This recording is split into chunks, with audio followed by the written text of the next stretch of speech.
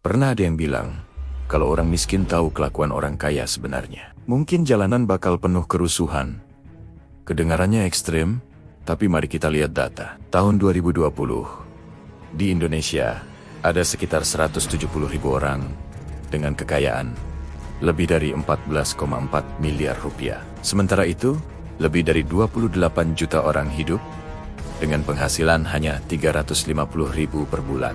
Kesenjangan sosial ini luar biasa besar, tapi jarang dibahas. Bahkan sering dianggap wajar. Penelitian menunjukkan, orang kaya justru lebih sering melanggar aturan, berbohong, bahkan mengambil barang yang bukan miliknya. Dalam eksperimen sederhana, ketika diberi toples permen untuk anak-anak, orang kaya mengambil lebih banyak dibanding orang miskin. Ironis bukan?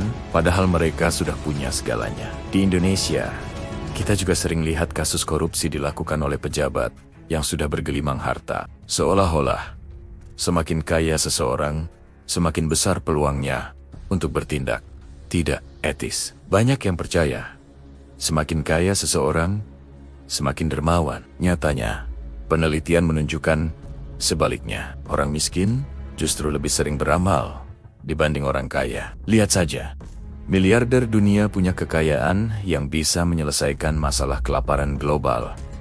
Tapi, kontribusi mereka relatif kecil. Lifestyle orang kaya bahkan punya dampak besar terhadap global warming. Jet pribadi, konsumsi berlebihan, semua itu memperparah krisis iklim. Jadi, apakah benar kekayaan otomatis membuat seseorang lebih peduli?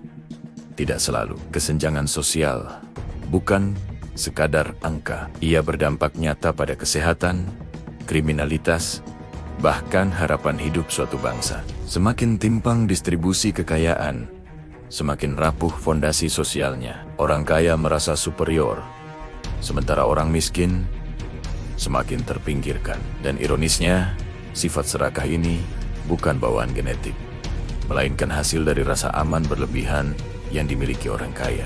Mereka tahu ada safety net. Uang bisa menyelesaikan masalah. Akibatnya, keputusan yang diambil sering lebih semena-mena.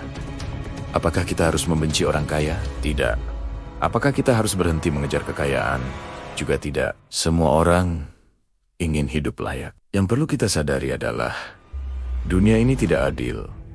Tapi, kita tetap bisa optimis. Bagi yang belum punya privilege, jangan larut dalam kemarahan. Gunakan kesempatan untuk berkembang. Bagi yang sudah kaya, ingatlah kata cukup. Jangan biarkan uang memperbudak hidupmu. Kekayaan boleh dilipat gandakan, tapi lakukan dengan etis, rendah hati, dan jangan lupa memberi dampak positif. Realita memang keras, tapi kita bisa memilih cara menyikapinya. Dunia tidak akan pernah ideal, tapi kita bisa membuatnya sedikit lebih baik. Jadi, apakah kamu siap menghadapi sisi gelap kekayaan dengan pikiran yang lebih kritis dan hati yang tetap optimis?